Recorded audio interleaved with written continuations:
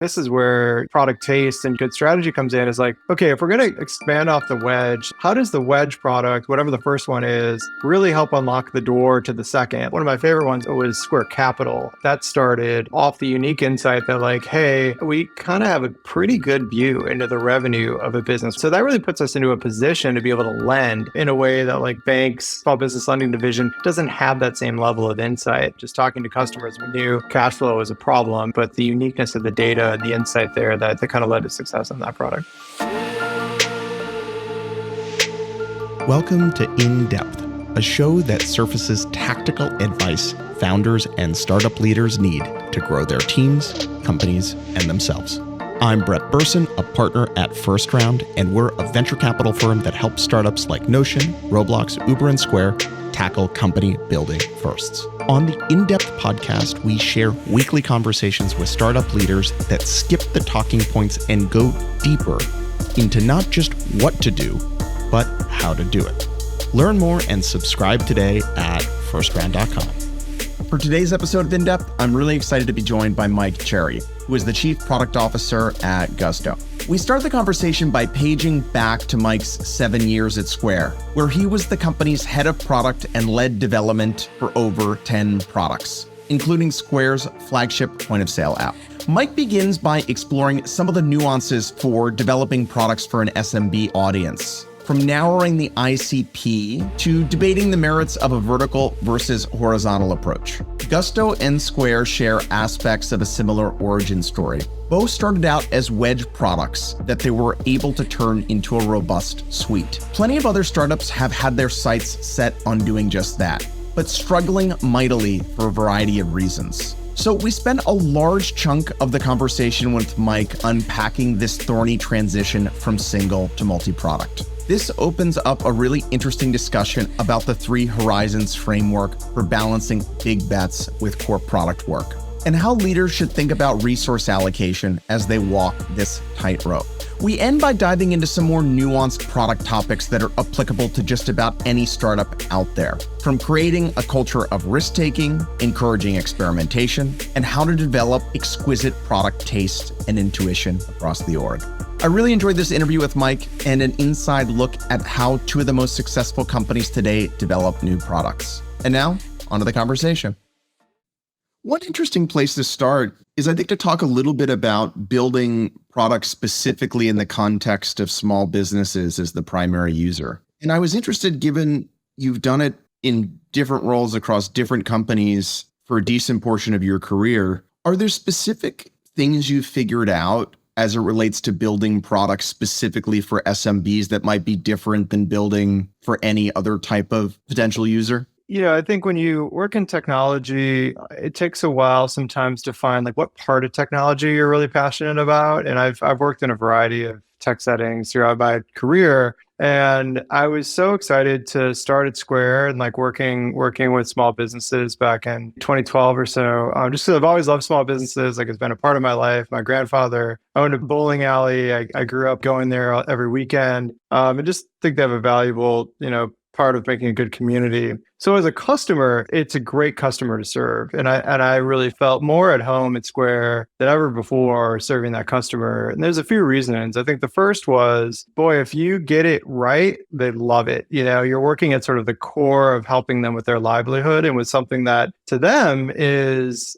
kind of make or break for their life and for their well-being. And so there's a lot of heat on the customer when they sort of respond to like, how's it going? If you did it good, you hear a lot of love and praise. If you did it bad, boy, you're going to hear that. And I really appreciated that. There wasn't much ambivalence to how the product works with small businesses. They're very direct on like, this is crushing us, or it's like super helpful. So that was one. I think a second, really treating a lot of small businesses. I mean, at Square, we work with super micro businesses. The majority of Square businesses are solopreneurs. They're individual sellers. And, the last decade or so, I think the company's really made a successful march up market. So we've got a lot of larger businesses now. But, back when I was first starting there, I think it was north of 70% were like individuals. And so we really took with that insight, like a consumer grade design aesthetic and consumer level, sort of consumer product level approach to building traditional business software. And so I think one of the insights that Square had early on was like, hey, a lot of this business software that's out there is built for larger businesses. I mean, very few are building, for the 2-person shop, for the mom and pop shop, for the corner store. And boy, when you look at what they have to do to glue all this business software together, it's hard. And these interfaces are not easy. And there's no, you might expect an account manager to walk you through how to do it. That doesn't happen when you're kind of building self-serve software for SMBs. So, I mean, we really put a lot of focus, Gusto's similar in this respect, on ease of use, making it simple, treating the customer the same way you might if you're building a consumer product, and doing a lot of walkthroughs, not a lot of clutter on the page, things that help people find success quickly and easily. So there was this one slide from when Square went public that I just loved in the investor deck, where it showed sort of like how small businesses do a bunch of their activities, using either existing software or offline tools. And it was just like super hard and complicated. And then how Square had sort of approached all those with an ease of use mindset. When you think about building software for small businesses,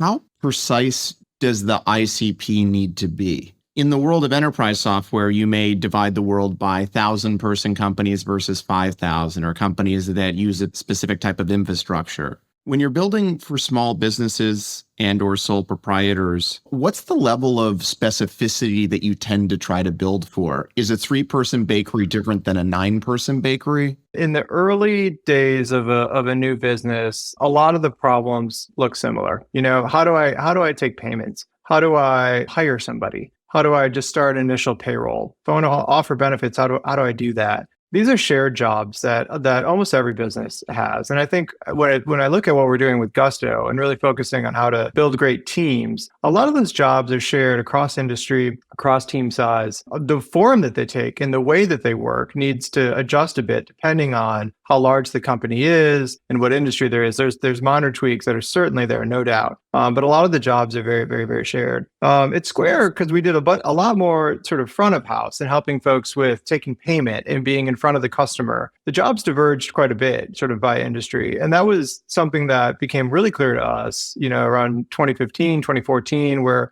we had the core Square point of sale, which was beloved on tons of coffee countertops, retail shops, it's all over the place. But the reality was that as businesses started to get more sophisticated and get larger, that point of sale no longer really worked. So a full service restaurant that's got multiple locations, has a kitchen, has a front of house, the core Square point of sale didn't work for that. And that environment is much different than a multi-location retailer or a franchise or a stadium. I mean, you can imagine all the places where this takes different shape. And so at Square, what we did, and what the company's still doing, is came up with a vertical strategy where we've got our base Square point of sale out of the box, works for most industries with simple needs. And as you start to get more advanced and more complex needs, we had Square for restaurants, Square for retail, and then appointments, which I led, which was kind of the kind of focusing on service businesses that run off appointment, run off a schedule,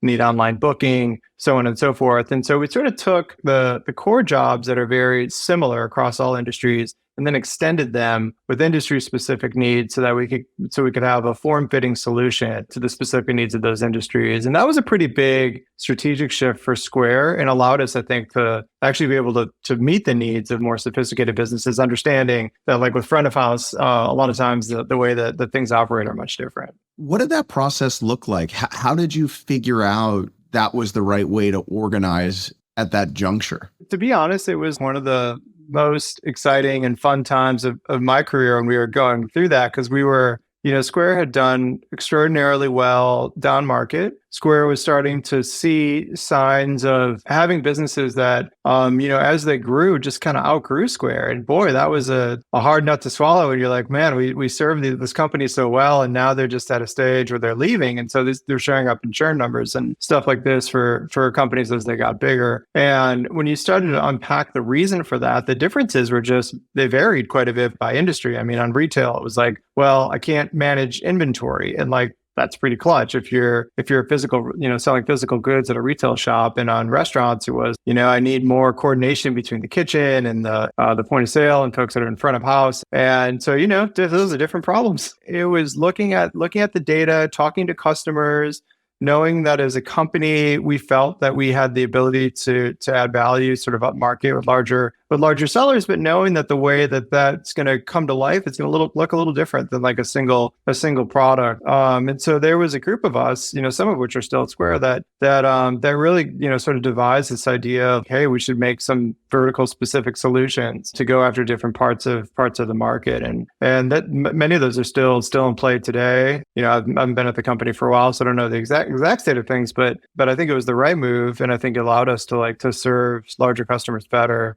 I think we all knew that, to kind of be able to live into this premise of an all-in-one solution. And we all believed and still believe, I would believe this at Gusto today, that there's tremendous amounts of value when you have a well-integrated set of business tools that work together on behalf of moving the business forward, powered by a shared platform and shared UI. If you follow that through, you can't just have sort of one way that shows up for different types of businesses because they operate differently. And so we did have a lot of debate at the time on like kind of just the way that it would come to life. Like, is it just sort of one super app that you put in a bunch of information about yourself and then it like magically turns into this perfectly form-fitting experience for your business, or as we ended up going with, there's actually separate apps that are a little bit more industry specific, and there's still customization that goes on within there, but sort of the customer's initial choice of saying, well, I kind of identify as a restaurant more than as a retailer. And as a result, I'm going to go download your Square for Restaurants product and get started on that and then configure from there was ultimately where we landed. But yeah, we debated a few different approaches to it. But I think we were all very convicted and looking back, I think, right to say, hey, this can't just be like a one size fits all thing anymore. Like the differences of jobs to be done across these industries are just too stark.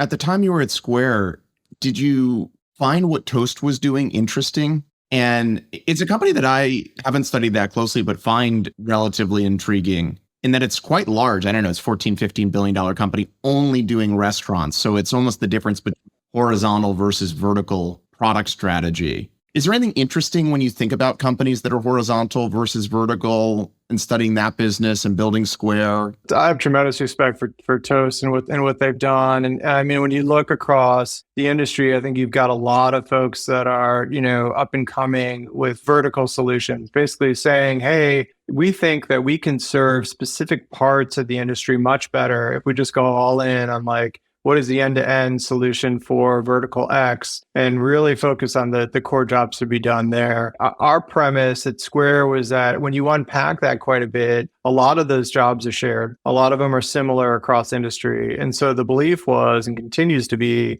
that building off that base foundation, you can build on top of that in a way that form fits the needs of for various industries well. And we were just selective in which ones we went after. I mean, you kind of break down all the different types of small businesses. I mean, you could have like a Square for X, and there could be 45 of them when you look at all the different types of small businesses that are out there. But we picked ones that we thought the market was large. We thought we had a right to win. Or we thought, we had in our DNA a good way to actually build solutions that would work for them. But yeah, I mean, it was a constant debate on like, where should we verticalize? Should we not? Where should we verticalize? How does it make sense? What should stay sort of part of our like horizontal offering versus going deep into one industry? And my hunch, like looking forward, there's going to continue to be success in vertical SaaS. I don't think that's done. I think there's lots of wins to be had by really getting specific on serving the needs of a particular industry. The catch on that, and like one of the tricks is just it's very, very difficult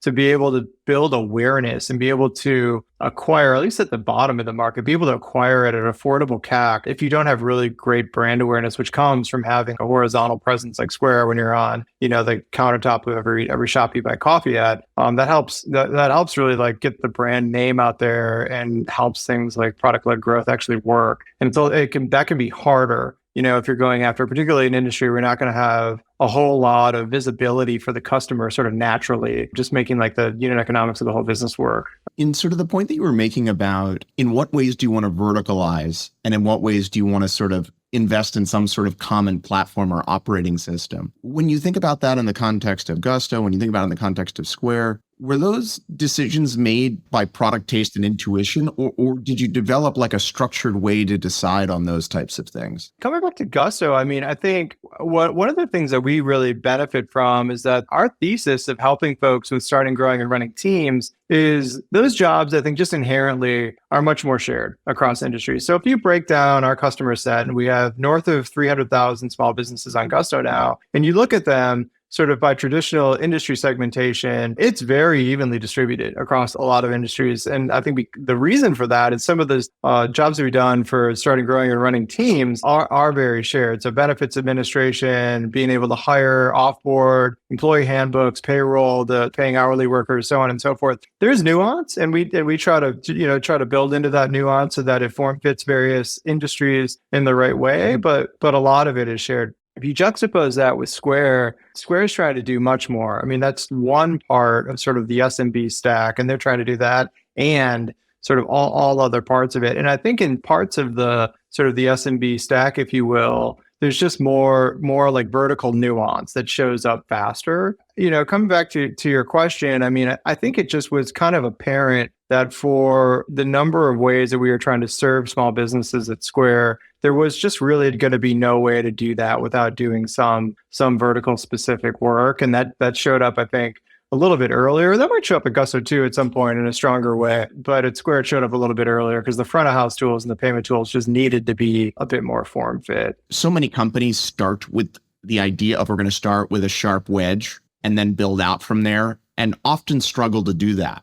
And oftentimes what happens is the wedge is their one thing. They're kind of like a one-trick pony.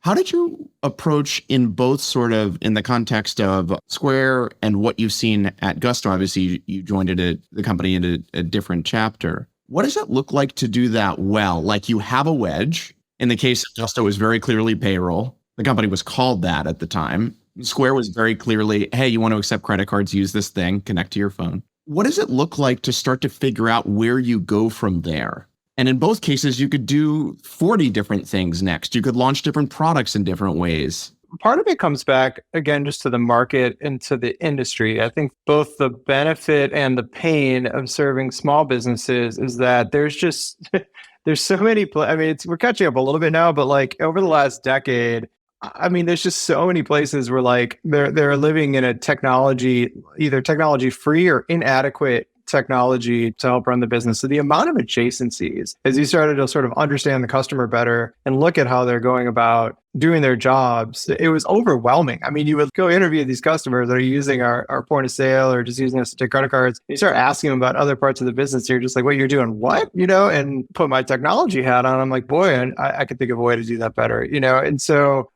there's never been, I think, at both places, any shortage of ideas on how to expand out from the wedge, as you said. And this is where, some of the product taste and just like good strategy comes in, is like, okay, if we're going to expand off the wedge, how does the wedge product, whatever the first one is, really help unlock the door to the second? What are the sort of unique insight, unique advantage, or right to win does the first product open up for the second? And so, as you mentioned, I mean, I'm joining Gusto at a little bit of a later chapter, but like one of the products I point to there that the company should be really proud of is benefits. And benefits is clearly a pain point for small businesses, will be for quite some time. The ability to be able to offer employees benefits and have that be super integrated with payroll so the deductions are right, the employee data is right. If you do a life event, you move to another state or something like that happens, that it just very seamlessly like integrates across the two. Serve Gusto really well to be able to say, okay, we've got like advantage by being the payroll provider. We know the employee. We are the employee system of record. We have we're the source of truth on employee data. It's very easy then to say, all right, how else can we serve employees with that? And so benefits was like a very natural next step, and that product's doing phenomenally well. I think taking advantage of that insight.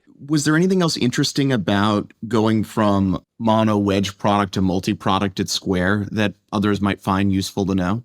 Just looking at how the first product sets you up for success with the second in a way that if you built the second without the first, you can see there's like a meaningful difference in your ability to approach and execute the second product working off the first.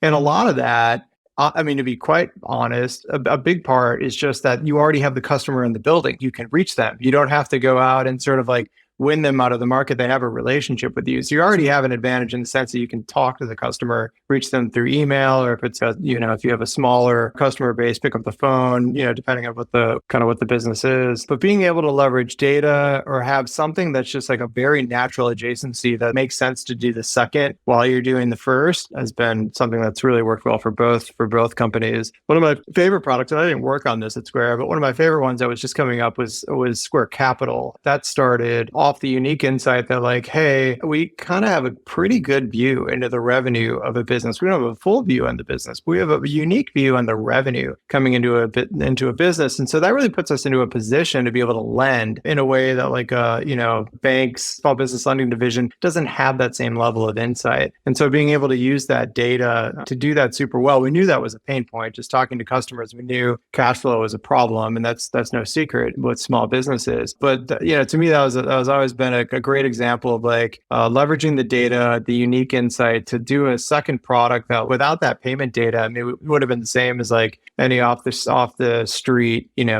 lending product, but there was the uniqueness of the data and the insight there that kind of led to success on that product. What about now in the context of Gusto, for example, where you have many products? It's not just going from one to two. How do you start to make those decisions? So for example, should we create software that helps people manage hourly worker shifts versus the 7 other jobs to be done that you hear from customers? Have you developed an approach to figure out those type of decisions that feel slightly different than maybe even your second or third product? The Gusto product suites is growing considerably. It's a multi-product ecosystem and spans a lot of different areas. I mean, we've got products. Most of our product suite is focused on helping employers. We also have products to help accountants. We have products to help employees, so members, we call them. We're trying to add value in many different arenas at this point. And so when we use a few frameworks, some of them novel, some of them things that I'm sure other companies use. But a big one is we talk a lot about horizons, and we talk a lot about,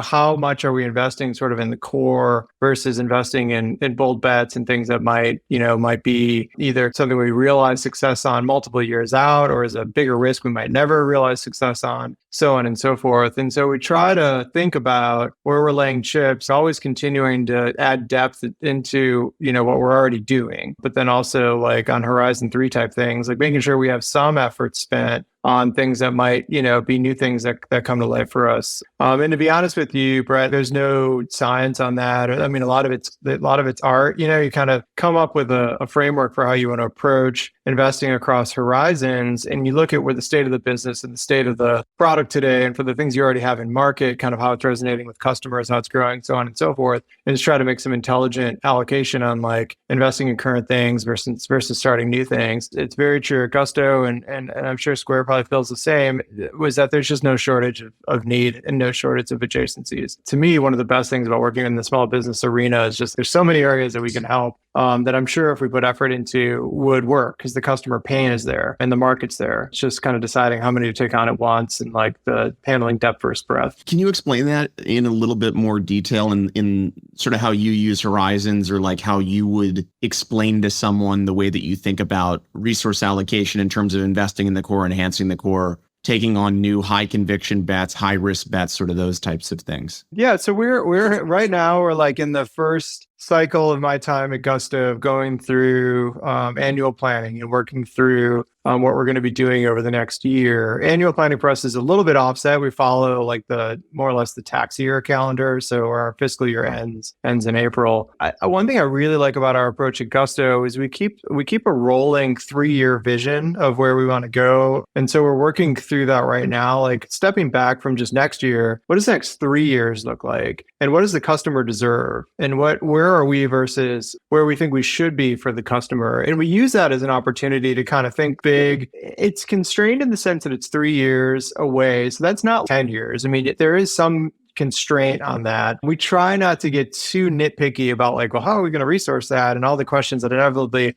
will come up when we talk about a shorter time frame, but we want to think bigger in that timeline. And in doing that, that kind of gives us the space to both go, like, what would it look like to go deep? What would it look like to go wide? And a lot of new concepts and thought and thinking comes out of that process. So we're in it right now, which has been super fun for me because all these ideas sort of come up throughout the year. And we have discussions on them, of course, but this is a nice time to like get all that thinking out on the table and start to parse through it and think about where we want to go. Inevitably, when we try to, round back up to what that 3-year vision is going to look like, we have to make some trade-offs, and a lot of those are based off judgment. A lot of them are based off of, how the business is performing, where the most acute customer pain is. And ultimately, we try to get to a narrative on where the business will head in terms of helping customers that gives us a bit of a North Star for like how the next 3 years will look. And this process isn't totally unique, but we didn't do much of that at Square. A lot of it was kind of focused on what does the next year look like. Opendoor, where I was for a brief time between Square and Gusto, I thought did an excellent job of keeping they did it on a 5-year window, but keeping like a vision of where we were headed over a 5-year timeline and always refreshing that year over year. Eric Wu, who was CEO at the time, was exceptional at this and making sure that we were always kind of knew where the 5-year view was so it could come back and inform the next year. Can you give an example, maybe in the context of Opendoor, like what you thought a compelling 5-year vision was, like something that makes it more clear, like what is the altitude that you think is productive when you're talking about a 5-year vision, or in the case of Gusto, a 3-year vision? A lot of it allows you the opportunity to bring a lot of beliefs on where the world's going to go, like into the conversation, and be able to see how that belief might play out. So like a central thesis at Opendoor, for example, was that over time, the consumer will demand an easiest and more seamless way to move that rejects this notion that like it's got to take 2 months, you got to get these agents involved, you got to lose 8% of the value of your home every single time you want to like transact. And that consumers ultimately will want to get into more of an e-commerce type level of home shopping experience, where of course they still have the right to go in and tour the home and everything like that. They don't need to be handheld by agents that are more or less skimming out of the middle of a transaction. And so following off that line of thinking, it was sort of like, all right, over the next 5 years, like how is that going to play out? And if we're doing that on the sell side of the equation, how does that same thesis work on the buy side? And how might those two things sort of come together into a full, sort of real estate ecosystem? And so it allowed us to kind of say like, okay, here are some of the key insights or key thesis that we have about how the world is going to evolve and what the consumer expects is going to evolve. And then how do we want to show up in terms of how we live into that, unconstrained by like, the day-to-day, all right, how many people do we have on this team? And like, oh, these dependencies and yada, yada. And so it's similar at Gusto. I mean, I think the problem space is wider. So we're looking at and forming hypotheses on how the world will change and how we should evolve with it to serve consumers over a little bit of a shorter time window, and building out a narrative around that starts to address some things on the Horizon framework that I gave you on like, we need to go deeper in these areas because we have this central belief and this is why, but also has a little bit of measurement on it on like how much are we going to go Horizon 1, Horizon 2, Horizon 3, and there's some rationale behind it. You can think about it as like a Horizon 1 effort would be something that's, usually working on an existing product or an existing offering that we have that we believe the work will realize value in a shorter time frame.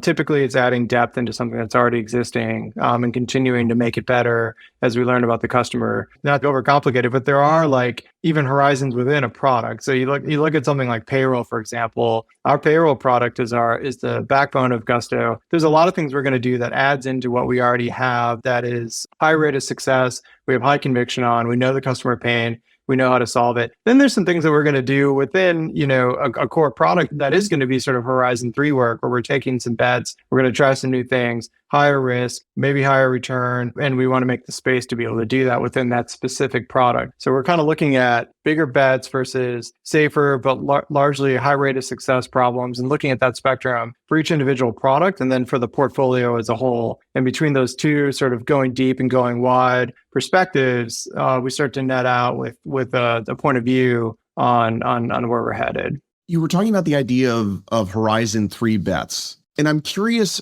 when you think about higher risk, higher reward, more ambiguous product building, how do you think about assessing whether that is being done or was done well and the progress you're making against it? Given that you may have high quality inputs and the experiment was run well, but the experiment proved that there is no opportunity here. It feels like managing that type of product work is different than Horizon 1 core execution, Yeah, I mean, the Horizon 3 work and like starting new things when you're at and trying, experimenting in against new jobs to be done is, again, there's no off the shelf playbook. So I can give you a couple examples of things that I think have worked and like things that we try at Gusto. So one of the products I led at Square was Square Invoices, and Square Invoices grew to be our second biggest. I'm not sure where it is now or if they disclose all this, but it grew to be at the point of the IPO. I think it was our second biggest payment product. And that product started, it wasn't like a bunch of smart people got in a room and like figured out the 3-year vision. And one of the parts of it was an invoicing product. There was a group of, I think it was just a couple engineers that were like, we got this payment platform and we know how to build, websites. What if we just let people send an invoice and then type in their credit card, and they did that as a Hack Week project. And we were like, well, that's cool. Like, why don't we try to, just ship that? So we'll just see. We'll just put it in the left rail of the navigation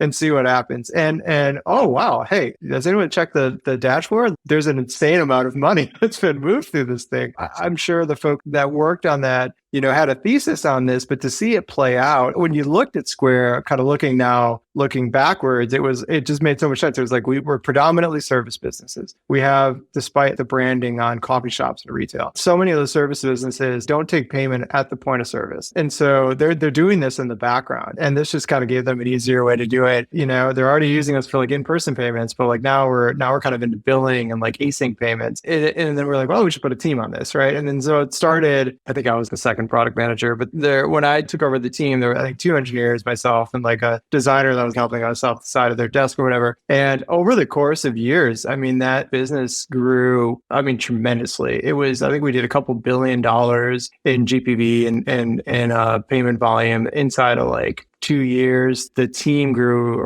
up to around 30 when I finally handed that off to somebody else. And they'd gone into tons of adjacencies, billing, recurring payments. I think they're doing bill pay now, tons of stuff. They just sort of all anchored off that one initial thing. So like that turned into, I don't know, what do you call it? Would you call it Horizon 3? I mean, kind of, off the bat, but it was really just making the space for smart folks across the company to try some stuff, and then having the right mechanism set up to like put that in market and just see what happens. And so I think that's one thing, like for Horizon 3 things, is just a lot of it comes bottoms up. So most of it comes bottoms up, and like making the space for that to happen then shows up in like an annual planning process where you're like, oh yeah, that one thing that we tested that seems to be doing quite well, like maybe we double down on that. If you want to encourage that, other than sort of like traditional hack weeks and stuff like that, is there anything you do in terms of inculcating that in the culture that increases the chance you're going to have the next couple engineers work on this little idea over the weekend that could blossom into a really wonderful business? Is there anything else you would do institutionally or system-wide? Setting the culture right so that there is a freedom to try stuff and like know that not everything's going to work. So as long as you can be upfront on like, hey, we're going to try this thing. It's a bit of a bet. Here are the risks. This is what we're thinking up front, but not sort of penalizing failure on stuff like that. But especially if it's like well articulated up front,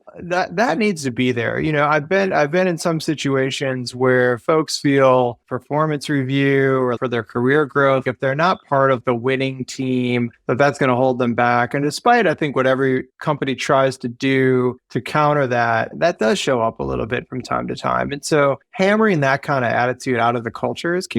Just making sure it's clear that like we have room for risk taking, we reward it. You're not going to be penalized if everything doesn't work. I think that's point one. Point two would just be ensuring that the space is created for that kind of stuff to do it safely. And this is a benefit that I think you get, when you're kind of getting at the scale that when you're starting product 2 or product 3, is that, at Square, when we did this, it was pretty easy. And we had the tooling that allowed us to be like, we're not sure about this. We're going to put it in front of 5%, of customers that we think fit the ICP of who might find value from something like this, and just kind of see. It's ensuring that you have the infrastructure and tools set up to test some of this stuff safely. And if it does go south, that there is a problem, we could have had a whole bunch of, as the product blossomed, there were risk issues left and right. There was credit fraud, criminal fraud, like a lot of things that we slowly figured out and fixed. But let's say those things happened right away, we'd have the ability to sort of shut it down. And obviously there's a little bit of exposure, but no harm, no foul.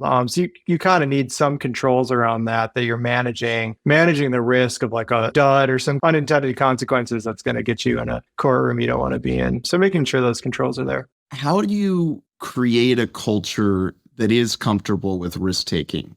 I'm curious if you could talk about it in any more detail. I think it's one of those things, when you talk to people running software businesses, I think it's a common thing that people talk about. In practice, in companies where employees have all sorts of different incentives, it's actually hard to do. And right, if you think about like the decision tree of someone doing something new or something where there's more risk, one outcome is they take this thing on and it's wildly successful and it's like a career-making new business line. So that's great. That's very clear. But in all the other cases, when things don't work, it's easy to conflate somebody who runs the experiment well and the experiment fails, and someone who doesn't run the experiment well and it fails. Or how many up-at-bats would you be willing to give someone before you would say their instincts and judgment is actually wrong?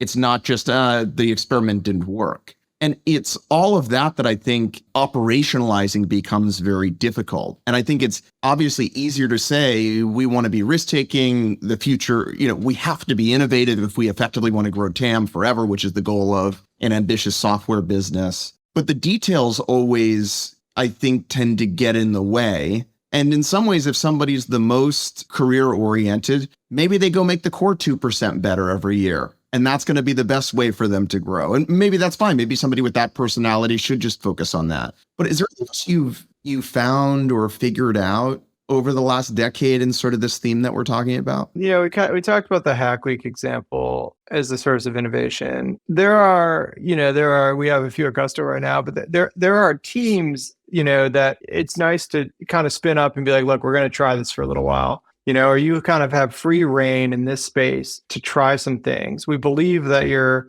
shooting at a real problem. So we buy the problem articulation. And a lot of times, if you find a leader that can convince you on the problem, that's where a lot of my I trust the intuition on this, because they can reasonably articulate to me why they believe, we might not know the solve yet, but like why this is worth charging at. And if the logic checks out and I buy the intuition behind it, as well as like how they weave together the story, that kind of checks, that can help check the judgment box for me to be like, yeah, let's have at it for a while. So carving out teams and giving them sort of the space to attack, and knowing that going in, like this is a unknown area, we may or may not find success, and trying to set the expectation up front that like, if we don't find success, we need to just be able to have an intellectually honest conversation. At some point, we can have a rough sense of when that might be, where we're like, okay, we might not be here with this one, try to find something else. I mean, there's different ways in which you can like invite risk taking to take place, and knowing that it's got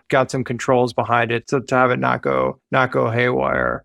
If you have an up and coming PM and they have an idea for a new bet, they came across a new problem that they think the company should take on, and you were coaching them on how to go work on this and get the company to allow you to go work on it, what would you tell them to go do? What memo or deck or work would you tell them? Maybe in the context of Gusto, maybe it was at Square, somebody came across something and they wanted your advice on how to get it out in the world. What are some of the pieces of advice you would give that type of person? One operating principle we had at Square was start small. Like what are some things that you can do that would help us kind of validate that this is a worthy problem to go solve? And what would be like a small start that would help actually put something in market to see we have a sense of how we might be able to solve it. So, I mean, you can go through all the classical customer discovery, Marty Kagan, Silicon Valley product group level approaches on things. And those are important to do. I would call that kind of foundational on like understanding the customer problem really well, doing customer discovery, coming up with what we think the solution might be, trying to validate that through prototypes. Like all of that will help save us an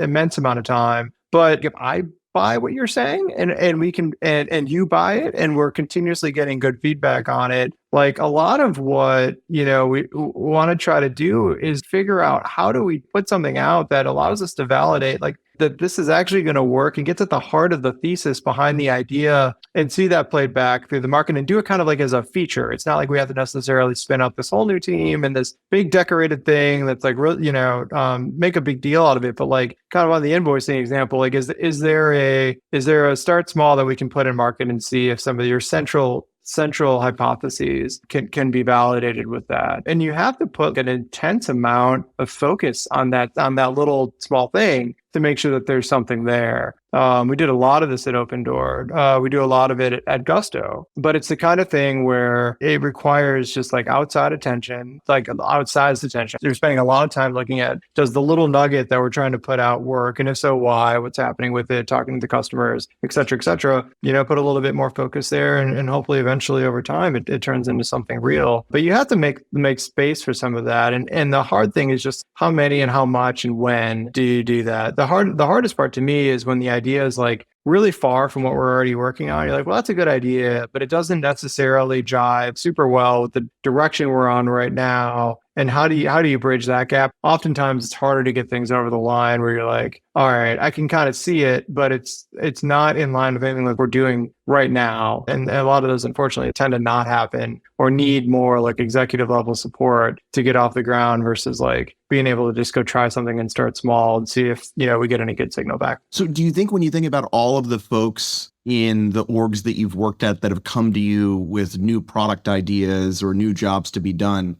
and you leave the time with them feeling like it shouldn't be pursued, is it oftentimes poor problem definition, or did they not chunk it down into that small sort of starting point? Or are there other things, like if you were to just bucket all the people that have spent time where they didn't do this well, is there a predominant fail case outside of after they run the experiment and build the product? I'm talking about sort of the before part of the process. One is that the problem in the pitch is meaningfully away from the current direction that we're focused on. And so it's like, I can see that, but it's not in line with like the vision that we're trying to execute on right now. Those problems are harder to be like, yeah, let's go do that and like change the plan and divert people to that versus what we've already taken on. That'd be one where it's harder. And then the second is when there just hasn't been a very critical look at like what the start small is. Let's say it's in the vein of what we're working on. I would like to hear a narrative about how with like a couple people, having seen massive success with a couple people doing cool things, like how can you take a few people and try that? Like if you have high conviction in it, particularly if you're a leader here, if you're a product manager running a team, engineering leader running a team, designer running a team, you are also within your team allocating kind of who's going to work on what and working with the team if the team's inspired by it, then you can still keep the direction of the team going against what their, sort of objectives and strategy are for the year. And you can go try this side idea. Those tend to work because you're like, great, I'm going to try this. I'm going to show that it's working. And then if you need more team to basically fund it and put some more wood under the fire on it, then we can have that conversation. But we're doing it now with the validation of customers have tried it. And we seem to think that there's value in it. Do you think almost all Horizon 3 type opportunities can be chunked down in that way? Or is there a subset that it's like, it's a massive bet, there's no way to chunk this thing down, and we're willing to take on X number of those every X number of years? When I think about some of the Horizon 3 things that we're discussing right now at Gusto, and when I think about what they might look like 3 years from now, they are materially different than what Gusto looks like today. So that's exciting and something that's invigorating to want to go do. But when I think about the first step to try to step into that, a lot of these hypotheses have to be like articulated, validated, then re-articulated, validated, then re-articulated and validated. So when I think about the first step, it's not that far from where we are today to start on the path to something that could be really big in a Horizon 3. That's usually where sort of the start would be. And if there's a big fail on step 1, then we might have to look at, okay, do we still believe in step 4? So I'll give you like a hypothetical without going through too much of inside baseball at Gusto. But let's say hypothetically, we wanted to get into email marketing. And that was like a big thing for us. I would expect if that was like a big Horizon 3 bet, that we would have some kind of starter effort on that we are going to do next fiscal year, that we could fund a team on or fund an existing team to take on part of to try some basics around around what it would mean for Gusto customers to be able to like reach their customers in a better way and put what we think maybe our best first hypothesis would be on that in front of them and see if that takes at all. And if that were to take, then that might open up the realm for us to get more into sort of marketing solutions, hypothetically, for our customers. But if that first swing doesn't work, then we kind of have to look at like, okay, is that whole arc that we're trying to get at with this Horizon 3 arc, is that whole arc in question because we can't actually get step one to take. When you look at it over a 3-year view, you're like, okay, that's a Horizon 3 thing. But then when you break it down into what we're going to do in the next year, it's oftentimes a reasonable adjacency that is the first step towards that. And we can kind of validate if that works or not. Do you think sort of product taste and intuition is something that is like a learnable skill or a muscle that can be exercised and improved over time? Or at a certain point, does somebody just have that type of sensibility and other people don't? No right answer. I do really value what I would call good judgment. And good judgment is something that is best screened for at the point of interview. And that doesn't necessarily have to mean like this somebody is an expert in all things product and they've used a million products and they can articulate, use a lot of like product vernacular to articulate things, but has can structure problems in a clean way, has reasonable ways that they would sort of break down how they would go about solving or getting to a conclusion on something ambiguous. These are some of the things that I want to see in like somebody that's trying to take up the product management role in particular. A characteristic we're looking for is somebody who's curious and like somebody who ideally they have gone out and like played with a whole bunch of products and like can bring in examples of how product X did something well or product Y did something well, even if it's not in the same domain. That helps know like, okay, the curiosity sort of vein is there, and you pair that with good judgment, and they seemingly are excited about just the product arena in general. Like those kind of conditions lead, I think, to success with product managers. So yeah, I mean, I think it can be developed, but like we certainly want to see folks that are coming into that role at Gusto being able to showcase that they have some of it off the bat. We look at past work, we put hypotheticals in front of folks, we throw tough questions that don't have perfect answers, engaging on strategy in front of folks to see if they can break down like, well, these are the main components of that question. Or to answer that question, this is how I would break it down. I might not have hard answers for you, but like this is the approach that I would use to get to an answer. And if I made these assumptions, this would be the position that I would land at. I think one thing that I'm looking for, and I hope that our interview process is screening for on the judgment question, is also just this sense of like being able to have an opinion. The reality is that this work involves, making decisions without perfect information. And one of the pitfalls I find in some product leaders are they have a really hard time getting to a decision because they want perfect information, and their proxy on what enough information is too high versus what I think somebody could have made a pretty good judgment decision on without getting more info. And so you see this sort of like manifest when folks like constantly want to run research projects, or they want to do a whole bunch of A/B tests before we make decisions on something that is relatively low impact. If they get it wrong, somebody with good judgment 7 times out of 10 will probably pick up on the right answer with less data. So these are the kind of things like we try to set, and not say we do a perfect job, but the kind of things we try to like suss out in the interview process to see if that's the kind of person that we're bringing in the door. If you think about all the people you've worked with and or hired, and you create one bucket of people who have exceptional product taste or intuition and people who are weaker, what's your best guess at what was going on for the people that have exceptional product taste? The first things that came to mind, Brett, were like somebody who is empathetic and curious, can put themselves in the shoes of whoever and ask good questions, try to get to the root of what's going on, first principle thinking, asks a lot of whys, and like genuinely wants to know about that. I think one thing is, in the beginning I talked about just like being lucky to serve small businesses because I truly care about their success. I want somebody that truly really wants to work for the customer, because if they don't really give a shit about the customer and it's just like, well, this company is going to IPO soon, I'm going to make a bunch of money, bad fit. Because you need to have a real hunger to like get to the bottom of what the hell's going on so you can build good product for it. So empathy and curiosity, I think, are key to it. And then the second one is kind of what we just said, don't know how this stuff develops, if it's innate or if it just happens from something, but like having an opinion, being able to say it and being able to know when it's weakly held. I think the product people that I see struggle the most are the ones that just like can't really make that, like, well, here's all the options. And I'm like, well, it's your job to tell us what we're going to do. So what are we going to do, And so I don't know how that forms, but that's what we want. There was this wonderful interview that a friend of mine shared a couple of weeks ago, and it was a long form essay with Tom Ford, who's this sort of prolific designer. And he said that sort of his greatest skill was he could sit down and look at 5 pair of shoes sitting in front of him that his team put in front of him. And he could point at the one that would sell 100x more than all the other shoes that would be resonant with their customer base. Do you think that there's something to that when you think about just exceptional product people, that there is sort of this ability to sort of identify opportunities in a similar way? Or is it more of the scientific method?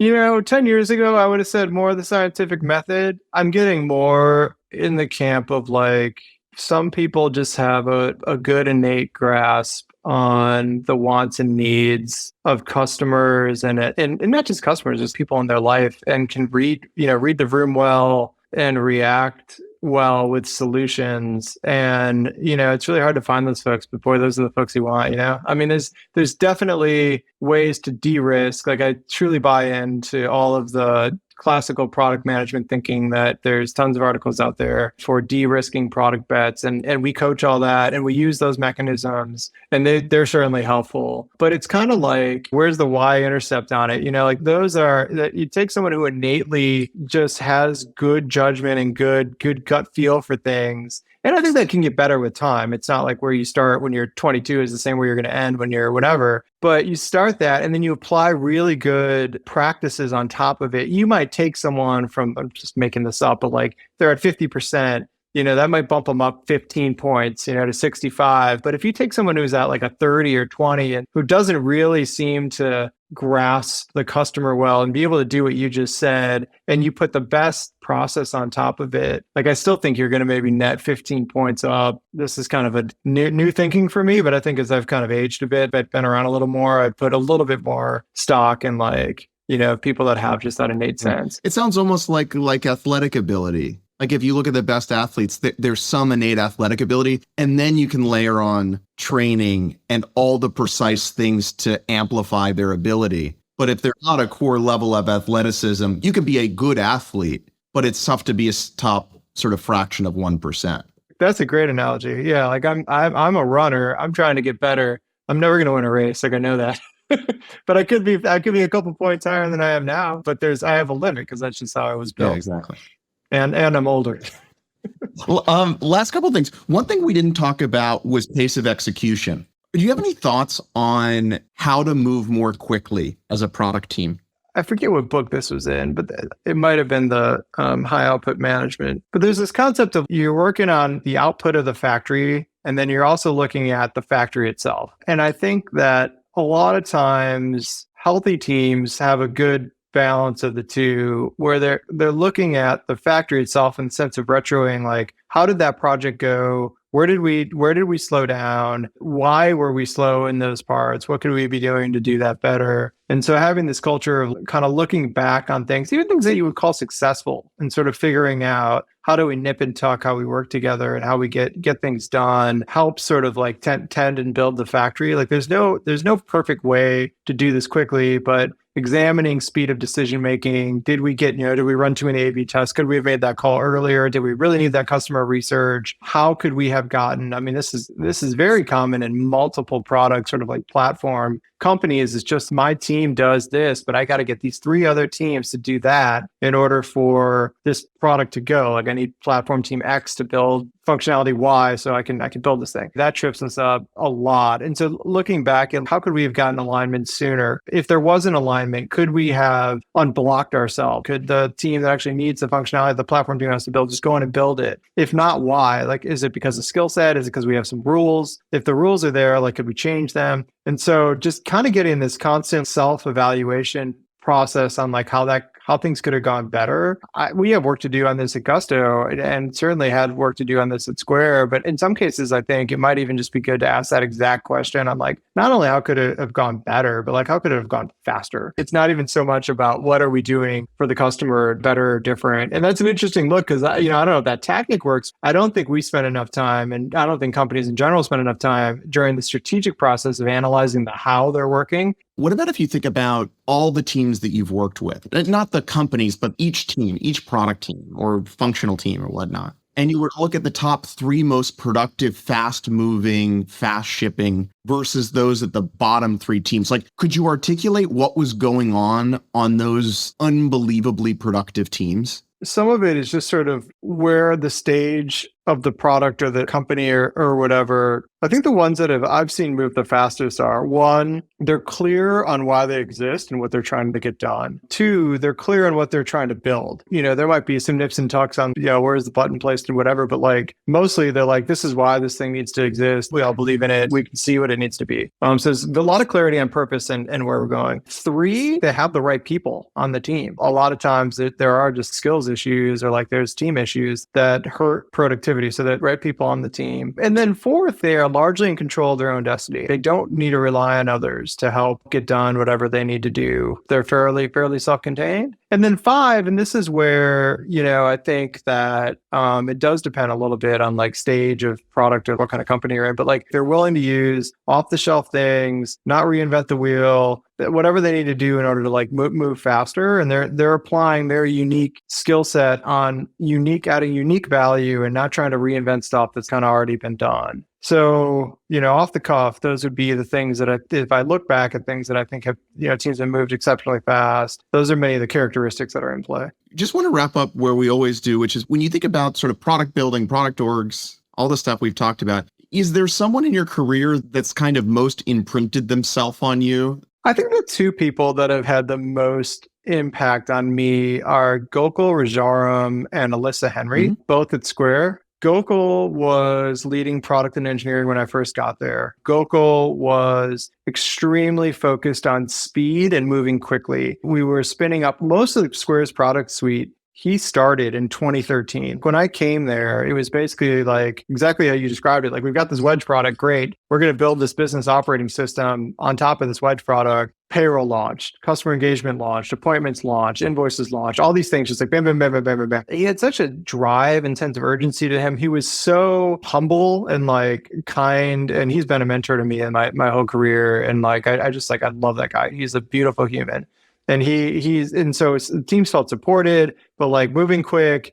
I feel like Gokul has just an incredible, what I would define as followership. People that have interacted with him are like lifelong advocates. Is there anything else you can share about like what's going on with that human that you think has led to such followership over the past 20 years? I think he puts a lot of trust in people. I think he asks good questions, but ultimately he'll leave a lot of the decision making to you. I think he genuinely cares about people under him. He cared about me and my role, but also just like how I was doing. He's just like one of those guys in the Valley that's like a hub. He has so many people that he supports in one way or another, has throughout his time. And like over time, that accumulates and you start getting, kind of the perception that you just said. And he's just wicked smart. He's got a good read on things like that. I mean, he can just rattle off very quickly. Here are the 2-3 things that I think are key to whatever this topic is that you're bringing up. I'm a fan of his as well. But why did you mention Alyssa? So Alyssa, she was the number one person that I really saw figure out how to scale. She really, whereas Gokul was just move fast, get new things out, new products. Alyssa was like, how's this all going to work together? The infrastructure needs to be there. We need to think about the platform. What are the primitives that live underneath these products that have to like work together so that we show up as one ecosystem? Really drilling in, like, the value proposition sounds easy, but it's hard. And the value proposition is, this is all in one. It works seamlessly. It saves time. To do that, there's a lot of things that have to happen under the hood to actually realize that. So to give you an example, when Alyssa came into Square, I think we had 13 or 14 different instances of a shopping cart, of ways that people put items into some sort of cart object and then ultimately checked out. how is that going to work? You add something like a discount, right? Now you got to do it 14 times. And recognizing that kind of stuff that allowed Square to move super fast in the early days, but like will not allow it to get to the next stage. She was so in tune with those things that needed to be touched up and invested to get those things touched up and where they needed to be. And I think that fueled a lot of Square's upmarket move and a lot of like sort of the, I don't know what you want to call it, like the 10 to 100 chapter where clearly the company had a ton of product market fit, was practically public by the time she got there, but just took off through a lot of those moves, and just a really great organizational thinker, platform thinker, which was exactly what Square needed. So I just learned a ton working for her. Great place to end. Thank you so much for spending the time. Yeah, Brett, thank you for having me. This is great. I appreciate it.